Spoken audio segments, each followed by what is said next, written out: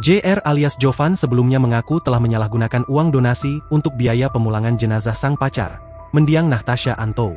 Uang donasi ditambah pemberian perusahaan tempat Natasha bekerja yang berjumlah 300 juta rupiah lebih, diduga telah dipakai oleh Jovan. Selain menggunakan sebagian uang donasi untuk bermain judi, berdasarkan info terbaru yang diterima Tribun Manado, diduga ada juga uang donasi yang mengalir ke orang-orang di Sulut. Ada beberapa orang juga terima uang dari Jovan, ujar sumber yang tidak mau disebutkan namanya itu. Senin, 26 Mei 2025. Menurutnya, Polda Sulut harus menyelidiki kemana saja uang donasi ini mengalir. Pasalnya, uang donasi ini adalah bantuan untuk memulangkan jenazah mendiang Natasha dari Kamboja ke Manado, Sulawesi Utara. Ini masih dugaan, tapi Polda Sulut pasti akan selidiki uang itu siap saja yang terima dan pakai. Jelasnya, diketahui, mendiang Natasha Antou merupakan warga Sulut yang meninggal dunia di Kamboja beberapa waktu lalu.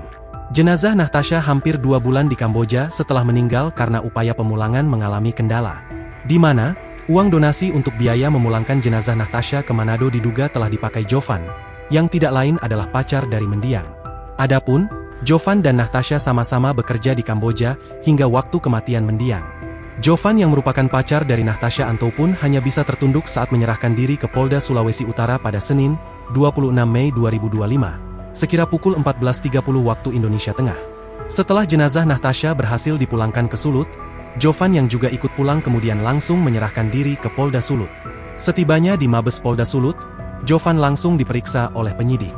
Saat ditanya terkait uang donasi, Jovan hanya tertunduk malu.